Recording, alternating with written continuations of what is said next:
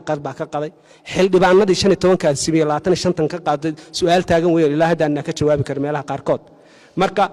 wax kasta oo la soo propose gareeyay perfect sida aad ogtihiin degmooyinka deegaanku inta badan waa asaaska miisaaniyadda lagu qaybsado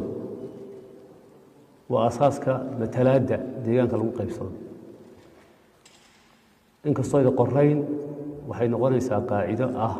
haddii aadan degmo lahayn ma jirtid oo kale aragti ah inay shacabka ay maskaxdooda ku jirto inkastoo ay ahayd inay sidaa noqonin oo qaabka dadku ay isugu imanayaan ay tahay qaab urursan oo kala duwan oo aan tixgelinaynin in maaragtay dad gaar oo beelihii meel ay degaan inkastay ahaan lahayd haddana waaqiciga dhabta ay ku noolahay waan ka daragsanahay iyo intii halkan fadhidaa qaabka siyaasadeen ay u samaysan tahay sidaa daraaddeed tan iyo intii dhacay isbeddelku cabashooyin shacab ballaaran oo la xiriira qaab dhismeedka ayaa la wajahayay cabashooyinkaasi waxay ka yimaadeen sababo la xidhiidha dareen ahaa maanaan helin matalaaddii ama aamuskii maamuul een u baahnayn oo meelaha qaarkood ka jiray garya gardarraba iyo falceli ka dhalatay qaab dhismeedyadii u dambeeyey la sameeyey gaar ahaan qaab dhismeedkii 99 lagu baabi'iyey kii ka horreeyey xukuumaddii laga horreysay keliya ma ahayn wixii samaynayay qaab dhismeed taariikhdii deegaanku intuu jiray dadkii soo maamulayey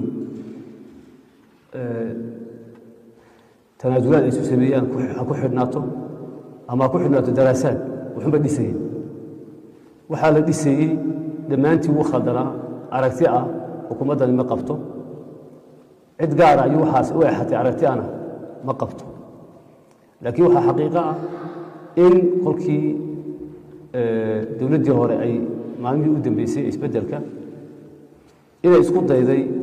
inay ka jawaabto baahiyo sidoo kale iyaduna ka soo noqday qaabkii wax u samaysay taa oo ku kaliftay in 99 degmo iyo 25 maamul magaalo lagu dhawaaqo waxay ahayd jawaab la siinayay qaabi ahaan cabashooyin laga garaabay oo shacabkii maadaama wax la raacay oo criteria ayna jirin cid walibana ay cabasho la soo baxday ay shacabkii ay yidhaahdeen maxaa anaga looga tegey meelaha qaarkood waxaan is leeyahay inkastoona xilligaa ka warqabin wixii lagu saleeyey 99kii inay uu la xidhiidhay ka garow